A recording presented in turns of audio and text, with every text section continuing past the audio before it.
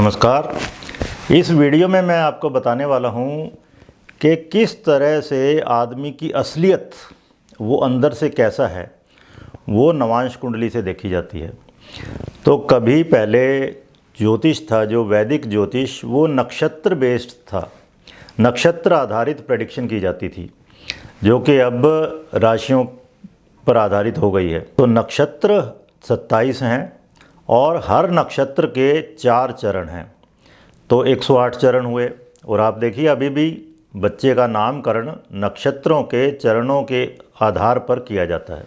तो अगर कोई भी ग्रह लग्न कुंडली में किसी भी नक्षत्र के, राशि नहीं नक्षत्र, देखिए किसी भी नक्षत्र के चौथे चरण में होगा तो ये नवांश में मोक्ष राशि में चला जाएगा।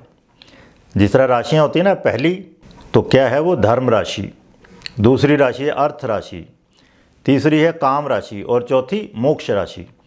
तो फिर आगे इसी क्रम में चलता रहता है। 5वीं फिर से धर्म राशि, 6ठी फिर से अर्थ राशि, इस तरह है।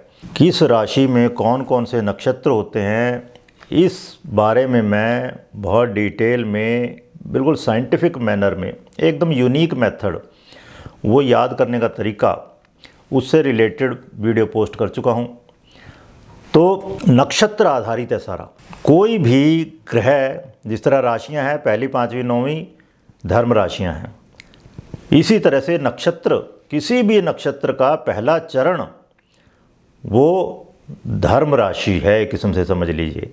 अगर लगन कुंडली में कोई भी ग्रह किसी भी नक्षत्र के पहले चरण में होगा तो वो नवांश में धर्म राशियों में जाएगा, मतलब पहली या 5वीं या 9वीं राशि में जाएगा। और अगर वो नक्षत्र के दूसरे चरण में होगा कोई भी ग्रह तो वो अर्थ राशियों में जाएगा, नवांश में, दूसरी, 6ठी, 10वीं में।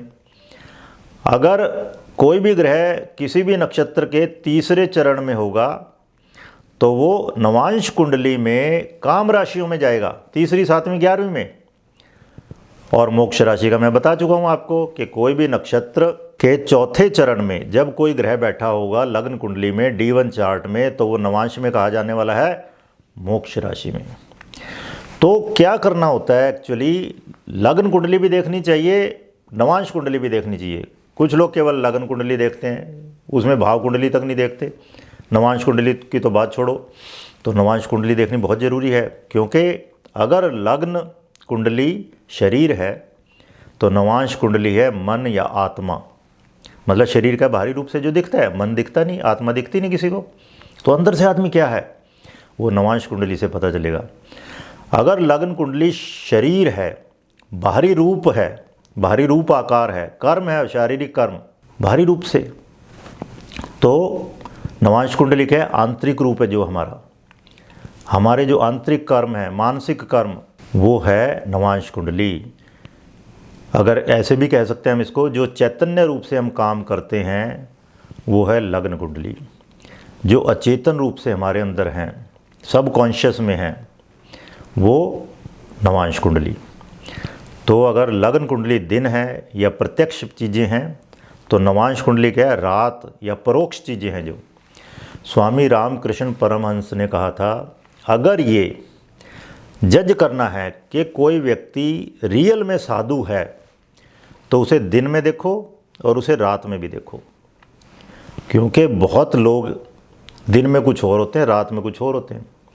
तो उनका कहने का मतलब यही था कि जो दिन में भी वही है, रात में भी वही है, शुभ है, वही असलियत में साधु कहलाने का अधिकारी है। अदरवाइज तो ज़्यादातर लोग पाखंडी हैं। तो ग्रहों की प्रत्यक्ष और परोक्ष रुझान और प्रवृत्तियां होती हैं। परोक्ष मतलब जो छुपी हुई है, प्रत्यक्ष है जो सामने दिख रही है। तो अचेतन में हमारे जो चीज़ें होती हैं, साइकोलॉजिस्ट ये कहते हैं, स्वप्न विज्ञानी ये कहते हैं, उन्हीं का सपना आता है आदमी को। जो हमारे अचेतन में है, सब कॉन्शियस में चीज़ें हैं, उन्हीं का सपना आता है। और जो हमारी सोई हुई भावना है, मतलब हमारी दमित कामनाएं, वासनाएं, इच्छाएं, ऐसे कह लीजिए, तो सुप्त भावना अवसर पाते ही चेतना पर, हमारे चैतन्य पर आक्रमण करती है और हावी हो जाती है उस पर। जैसे आप देखो, कुछ अच्छे भले कहे जाने वाले साधु वो बलात्कार के मामले में पकड़े जाते हैं, तो ये क्या था, ये बेसिकली उनका हमें D9 चार्ट नवांश कुंडली देखनी चाहिए। यहाँ मैं आपके लिए एक एग्जाम्पल दिखा रहा हूँ गुरमीत राम रहीम सिंह, जो कि आज की डेट में बलात्कार के दोष में जेल में बंद है। तो इनकी कुंडली देखिए, ये वृषभ लगन की कुंडली है और गुरु जो कि परम अध्यात्म के कारक ग्रह हैं, उच्च का है।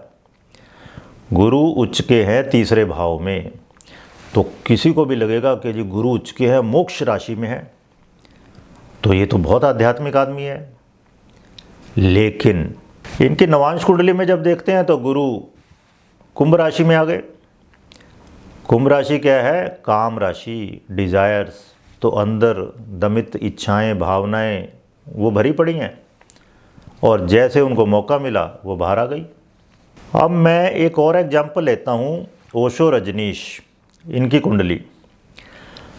तो इनकी कुंडली में जब हम D1 चार्ट देखते हैं, लग्न कुंडली देखते हैं, तो आप देखेंगे धर्म राशियों में पहली, पाँचवीं, 9वीं राशियों में 5 ग्रह हैं और 4, 8, 12 यानी मोक्ष राशियों में 3 ग्रह हैं।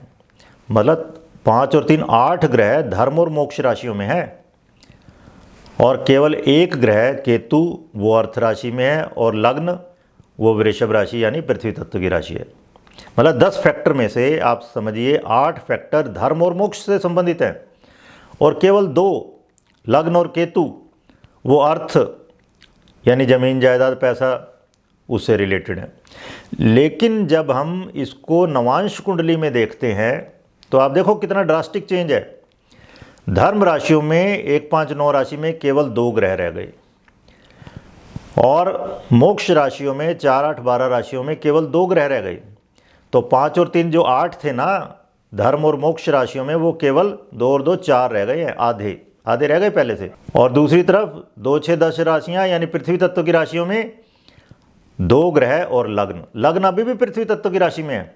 लग्न कुंडली में वृषभ लग्न था और नवांश कुंडली में कन्या लग्न है और काम राशियां 3, 7, 11 में 3 ग्रह पहुंच गए। तो आप देखिए जो अर्थ और काम, धन दौलत और डिज़ायर्स, इच्छाएं, वो एकदम नवांश कुंडली में पता चल रहा है कि अंदर ही अंदर बहुत सारी हैं। और वो बातें करते रहे ज़िंदगी भर बुद्ध की, समाधि की, संबोधि, एनलाइटनमेंट, परम ज्ञान की। उन्होंने कहा मैं 21 साल की उम्र में एनलाइटेंड हो गया जी। और बाद में वो लोगों के बारे में घोषणा करते रहे, अपने चेलों के बारे में, कौन एनलाइटेंड हुआ नहीं हुआ। और उन्होंने नव संन्यास की अवधारणा दी और कहा संन्यास मतलब समन्यस्त, जो बीच में ठहर गया। अब जो बीच में ठहर गया, जो सन्यासी हो गया, जो एनलाइटेंड हो गया, उसे क्या ज़रूरत है चीज़ें इकट्ठी करने की। लेकिन उनको 365 रोल्स रॉयस चाहिए थी हर रोज़ के लिए एक। ये कैसा सन्यास है, ये कैसी एनलाइटनमेंट है। और वो क्या चाहते थे कि गिनीज बुक में नाम हो उनका इस वजह से कि संसार में सबसे ज़्यादा रोल्स रॉयस गाड़ी उनके पास है। बताओ, ये परम सन्यासी के हाल हैं। तो अगर ये सन्यास है, ये नव सन्यास है। हवस बढ़ती जा रही है आपकी। प्राइवेट एयरलाइन चाहिए आपको, प्राइवेट सिटी रजनीशपुरम वहाँ जाके बसा दिए, इतना बड़ा हैंडल उसे कर नहीं पाए। डिज़ाइनर कपड़े चाहिए, डायमंड स्टडेड टोपियाँ चाहिए, स्विस वॉचेस चाहिए। तो आप देख रहे हो ना उनकी कुंडली में, नवांश कुंडली से आप देख रहे हो डिज़ायर्स बहुत हैं। D1 चार्ट में बाहर बाहर से धर्म और मोक्ष की बातें हो रही हैं, अंदर से वो वासनाएं जोर मार रही हैं। और गांधी जी के ऊपर उन्होंने इतने कमेंट किए, गांधी जी को इतना क्रिटिसाइज़ किया, लेकिन गांधी जी ने जो प्रयोग किए वो अपने ऊपर किए। भोजन से संबंधित, सेक्स से संबंधित। गांधी जी की कुंडली में भी शुक्र मंगल योग है, जिसके बारे में मैं वीडियोज बहुत पोस्ट कर चुका हूँ पहले ही। ओशो ने दूसरों के ऊपर किए। गांधी ने जो कहा वो किया, लेकिन ओशो ने कहा कुछ, किया कुछ। नवांश कुंडली से पता चल रहा है। इसी तरह उनकी हैंड राइटिंग और सिग्नेचर में ज़मीन आसमान का फ़र्क है। तो ये चीज़ पता चलती है। ऐसे समझिए लग्न कुंडली आपकी है बाहरी रूप से, आपके सिग्नेचर, और जो नवांश कुंडली है वो आप रियलिटी में क्या हो, आपकी हैंड राइटिंग, असलियत में आप अंदर से क्या हो। मेरी बातों को ध्यानपूर्वक सुनने के लिए धन्यवाद।